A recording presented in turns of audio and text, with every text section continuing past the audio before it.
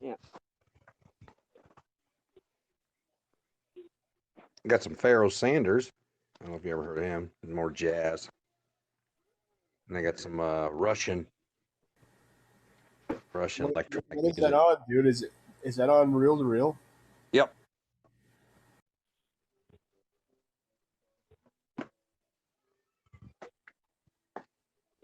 Africa, and the concerts were sold out.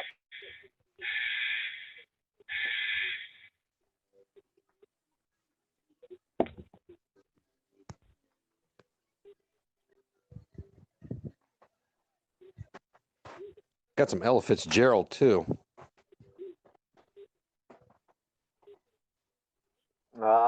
If you've got Ella Fitzgerald, you're going to have some Nina Simone. Yes, I do. I do got some Nina Simone too. Mm-hmm. Me and my God, me and this woman used to argue all the time. His friend, ours, black lady, old black lady. Me and her used to argue about time because she liked Ella Fitzgerald and didn't like Billie Holiday. I loved Billie Holiday and didn't really get too much into Ella Fitzgerald. And we would just argue about who was better. It was fucking amazing. Billie Holiday, come on. Jeez. That's why I'm like, I love Billie Holiday. Oh. And Ella Fitzgerald, I mean, they're two different types of genre there. I mean, Yeah. Ella's more jazzy stuff, and Billy was really bluesy. But I love Billie Holiday. Mm-hmm. There was a time when I was like totally obsessed with Billie Holiday's music. Oh, absolutely, yeah. Yeah, I don't know if I was going through a phase or what, but I would play that shit all the time. Where's that at? There was another time I got into Cab Calloway music too. I kind of digging him at one point as well. Where's that? And then we move on to another genre, Roberta Flack. I like some of Roberta Flack's. I know. It's not as big. I mean, I preferred Nina Simone and Billie Holiday, but Roberta Flack was all right. Now here's someone I really love. I'll show you here.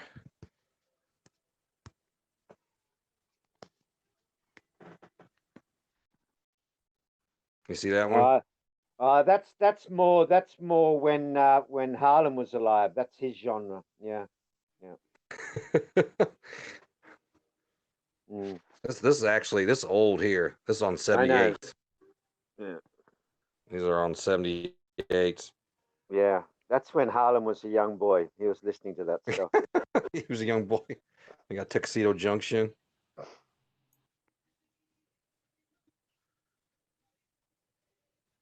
These are all in great shape, actually. Got these at a yard sale for $1. They could actually be worth something today. I mean, not saying they are. They are. Yeah. I can sell them online. I got some Mardo and Irene Dunn. Yeah. Some old romantic waltz and Strauss. Got some old stuff. I think the oldest 78 I got is 1905.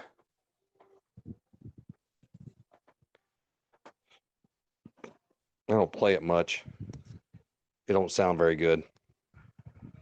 Well, my uncle, he died, and he was a big, sort of that type of music, sort of 20s and 30s and things like that. I mean, I got a stack of his 78s. I've still got them. I'd say send them to me, but I don't trust them being shipped overseas. No. And 78s are so fragile. They're so easy to crack.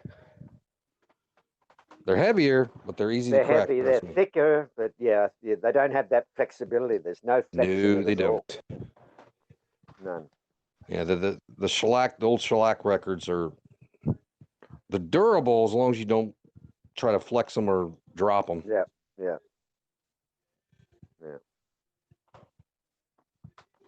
Now my uncle, he has a few Edison diamond records.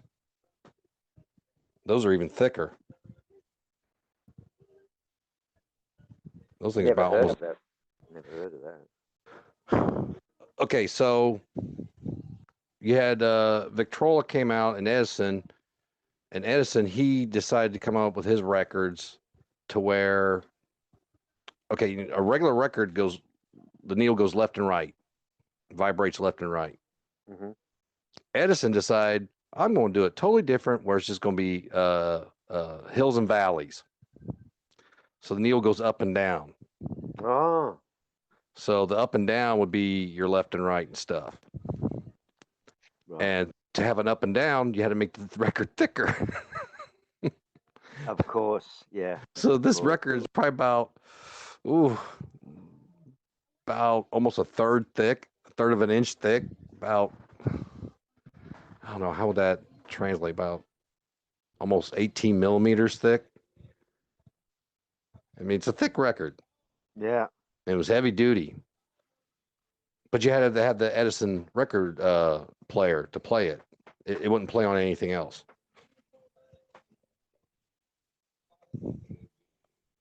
But yeah, those are heavy records. You can kill somebody with those. Whiz them and cut someone's head off.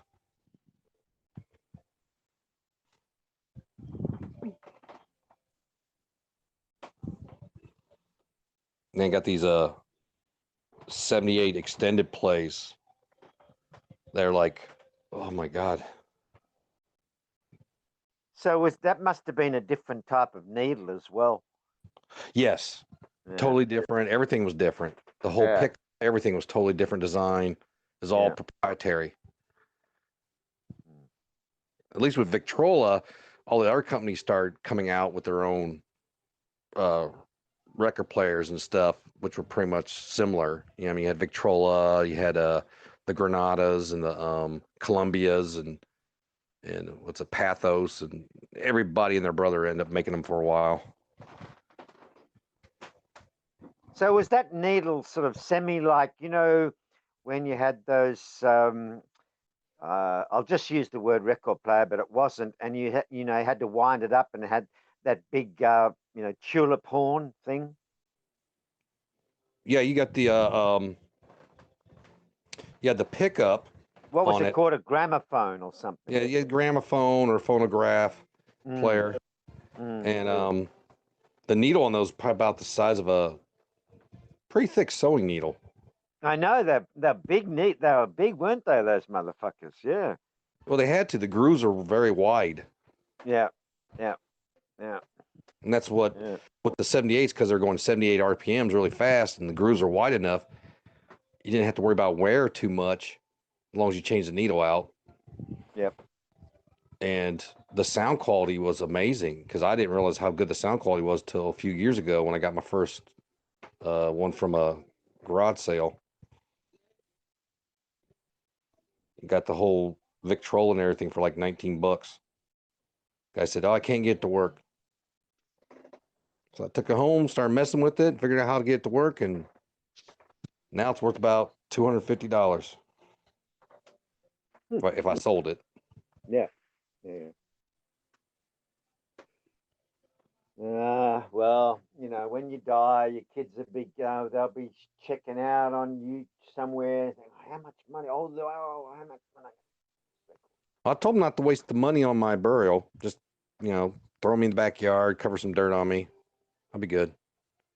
Well, my mother said that too. She said, when I die, you're not going to buy me a casket, because you can actually get like cardboard caskets these days. Like just really? Cardboard. Yeah. I did not know that. Yeah, but she's going to be burnt, so she's going to be put into a cardboard casket and put in the oven. Oh, that sounds good. Sprinkle my dust. I don't know where I'd put my dust. No, she's going to be put into a brick wall, because in the cemetery there's this brick wall, and her husband's there, and so she's going to have her. Well, like a mausoleum thing? Yeah. Okay.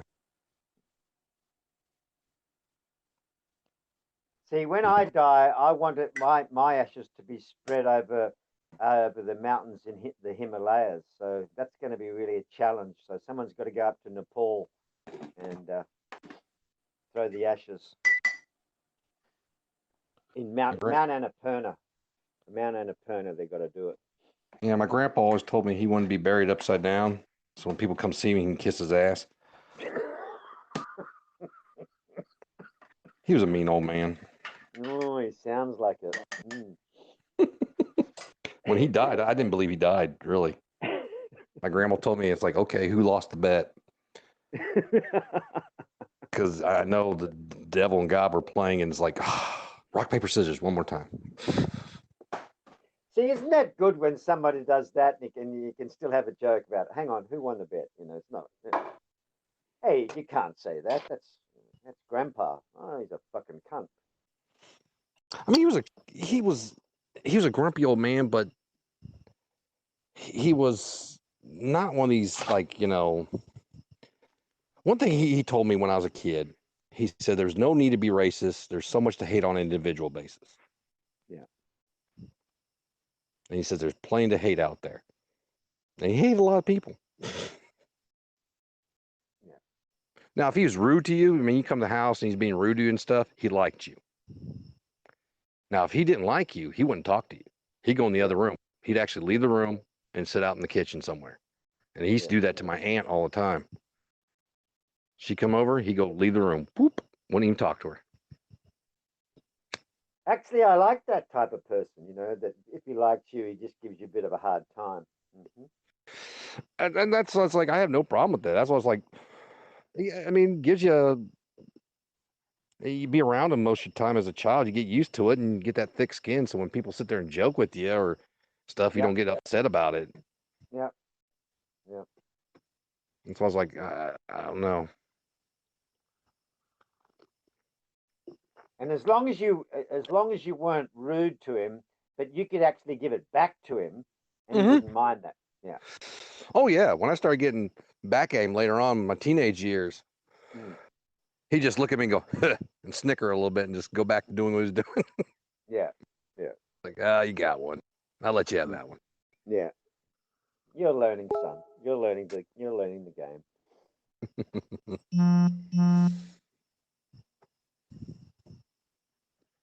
But yeah, my uncles were the same way. I mean,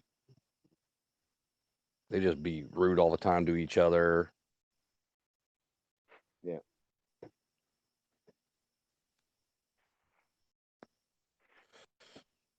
But he used to sit around all the time. He had maps laid out and be writing in all these journals all the time. Wouldn't let anyone look at them, not even my grandma. And when he passed away and they had the funeral and everything, and I asked my grandma, I said, what did he write in those journals? I mean, for like 20 years, he wrote these journals. And she goes, oh, just crazy stuff. I go, what did he write? He goes, he had what ifs. He had sat down and decided, what if we did not retaliate with Pearl Harbor? What if Japan went further? What if Germany actually was able to succeed in invasion Russia? Yeah. And had all these scenarios of what could have possibly happened next. That's pretty cool. Seems like he was ahead of his time. There's a lot of people are doing that now. And you got to figure this guy was doing this since the 70s and 80s, was just writing this stuff down. Yeah. You know, what if this, you know, what if the French did this? What if this so-and-so did this? And there was always something different.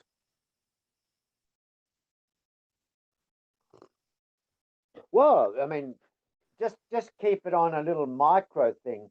Just imagine if France wasn't France and Italy wasn't Italy, because that was all Germany. Yeah. I mean, what if Germany succeeded with the Blitzkrieg and all that stuff?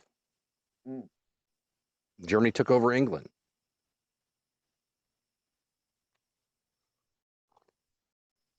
So he did all these what ifs kind of things. Yeah, but the thing is, that's slightly different because the Germans were in France. They were in Italy, physically, everything, you know. So that gives you a greater sense of the actual scenario, whereas Britain is a little bit like sort of fanciful because they weren't there physically. No, but You if know. they would have able and successfully take France and own France, they would have Yeah. slowly started taking over in England. Well, now I see where you're coming from. Yeah, you see what I'm saying? Yeah, Kind of like a yeah, what yeah, if? What if they yeah, succeeded in this? What if they yeah, succeed in that? yeah, And that's what he was doing. And the yeah, whole thing was, though, I was like, oh man, I would have just sat down and loved to read those. And you know what she did? She threw them away. yeah.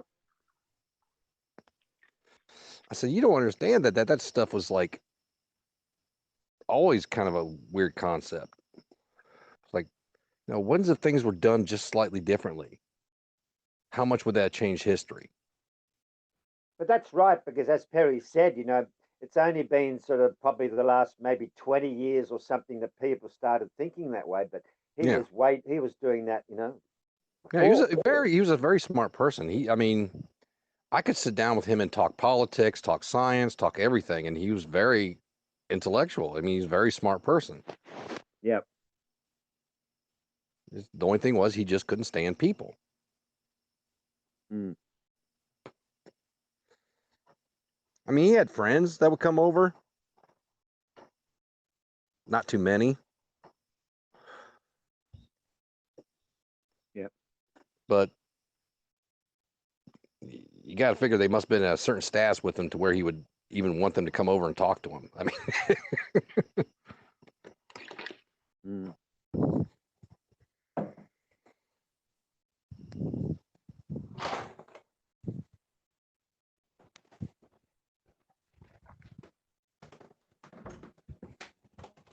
but he was never a drinker. I know that he didn't drink much.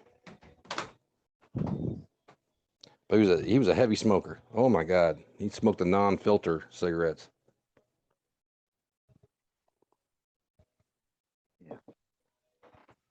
Says a real man smokes non-filter. You got to get the way. That's a lady cigarette. A real man, Yep. real men get the taste of that tobacco.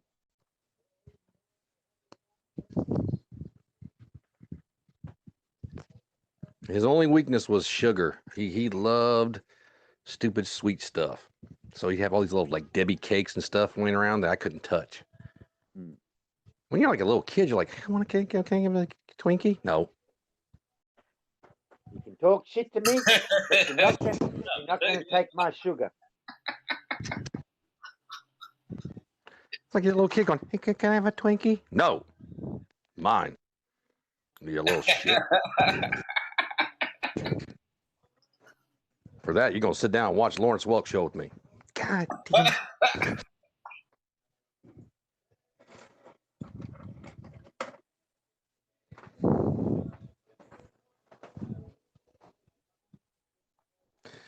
No.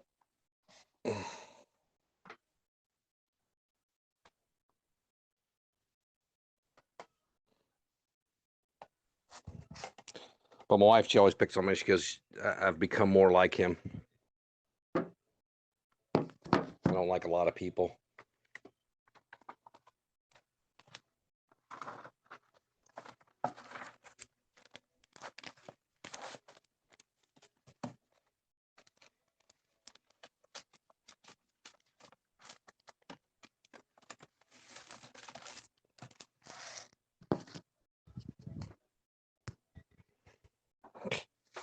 Like Harlem, he don't like a lot of people.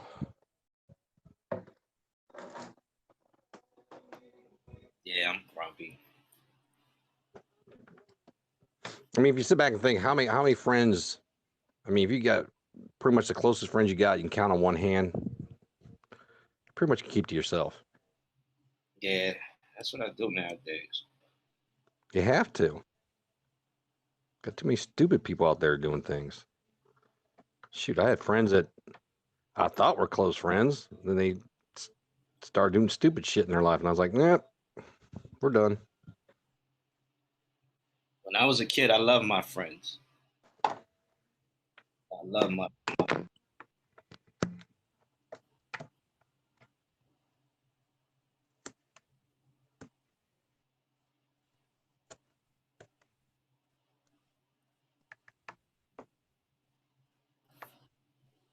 I'm still somewhat of a people pleaser, though.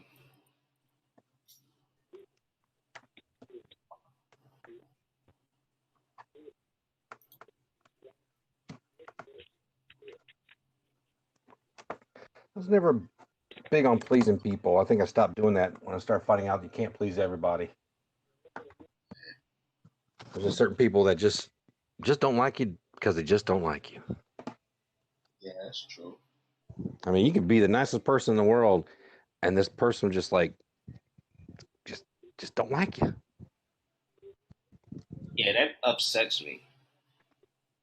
But it goes to show how much of a people person I am, how much of a people please I am, because I get really emotional about that. Some people do. It's like, hey, I'm a nice guy. Everybody else likes me. Why don't you like me? And you try to figure out what am I doing wrong to make you not like me. And sometimes it's the most stupidest thing. It's You might like, have said one thing somewhere in the past 15 years ago that upset them, and they still hold a grudge against you. yeah, it's like what crawled up your ass and set up shop. You know, At one time back in 19, you pissed in my Cheerios. It was a joke, man. It was a joke. Yeah. Now, some people just, I don't know.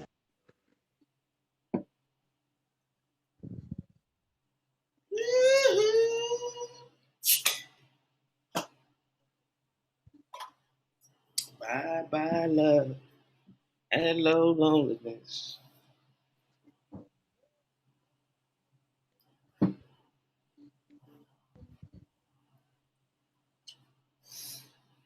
Oh, What's your plans for the night, Harlan? I'm gonna drink this Corona, take a couple of shots, talk to you guys. I'm gonna bounce around on the back chat here and there, and then eventually go to bed. I still got to work tomorrow. Yeah, I don't have to go until 3 tomorrow, but I got to get up early. I changed. So I get a new car and transfer the plates from my old car, to the new car. So I get my registration in the mail saying that they converted everything over. But I'm like going, okay, where's my sticker? So that I pay my taxes and everything, because I thought that was supposed to be handled with the car when I purchased it. No, they just transferred the tags. They never did the taxes. So now I got to pay that tomorrow. Oh shit. Yeah, that's like 400 some bucks. I'm in the hole. I take care of it. Well, gotta make up the money. Gotta go out prostituting.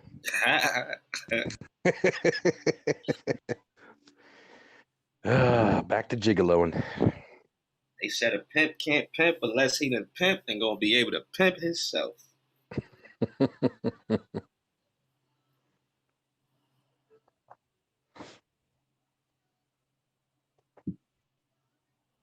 Oh man, I got some Coke. I might give myself some rum and Coke.